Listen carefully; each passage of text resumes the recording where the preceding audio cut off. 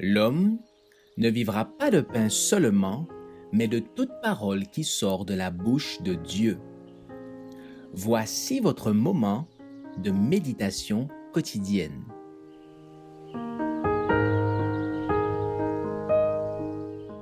Vous recevrez une puissance. L'amour, meilleur témoin de la vérité, le 21 juin. À ceci, tous connaîtront que vous êtes mes disciples, si vous avez de l'amour les uns pour les autres. Jean 13, verset 35. L'homme peut devenir un proche collaborateur de Dieu en réalisant la grande œuvre de la rédemption. Dieu attribue à chaque homme sa propre sphère d'action, tandis qu'il a donné sa parole comme un guide pour la vie. Il a aussi donné le Saint-Esprit comme une puissance suffisante, capable de vaincre toutes les tendances au mal, héréditaires et entretenues, et pour imprimer son propre caractère dans l'intermédiaire humain. Et au-delà, dans le cœur de tous ceux qui se placeront dans sa sphère d'influence.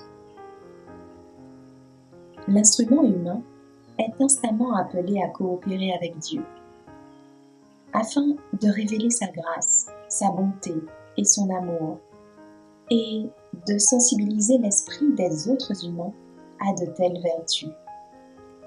Chaque homme est appelé à devenir un instrument par lequel le Saint-Esprit puisse agir.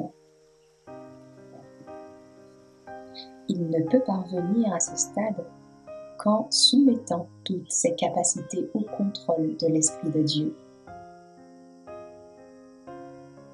Dieu a donné son Esprit au jour de la Pentecôte, et grâce à l'action de celui-ci sur les cœurs réceptifs, il a pu toucher ceux avec lesquels les croyants entrèrent en contact.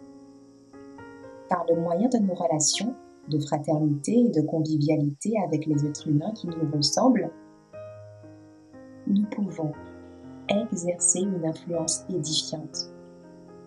Ceux qui sont unis dans une espérance et une foi commune en Jésus-Christ peuvent, à leur tour, devenir une bénédiction l'un pour l'autre. Jésus dit : « Je vous donne un commandement nouveau. Aimez-vous les uns les autres, comme je vous ai aimés.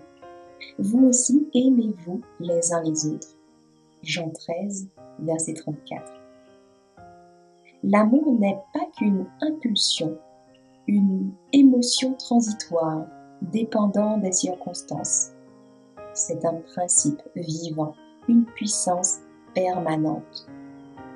L'âme est nourrie par les courants d'amour qui coulent du cœur du Christ, comme une fontaine qui ne tarit jamais.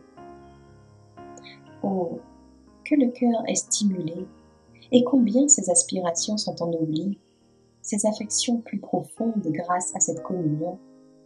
Par la discipline et l'éducation du Saint-Esprit, les enfants de Dieu s'aiment les uns les autres, vraiment, sincèrement, sans affectation, sans partialité, sans hypocrisie.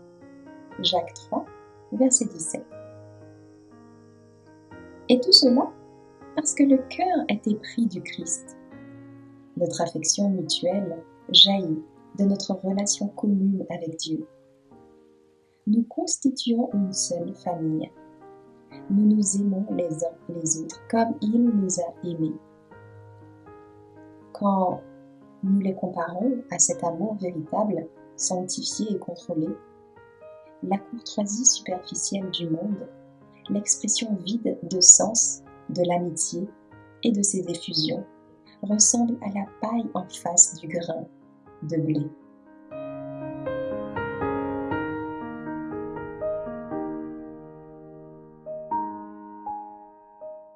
Merci d'avoir écouté cette présentation. Assurez-vous de nous rejoindre demain pour votre moment de méditation quotidienne avec lereste.org.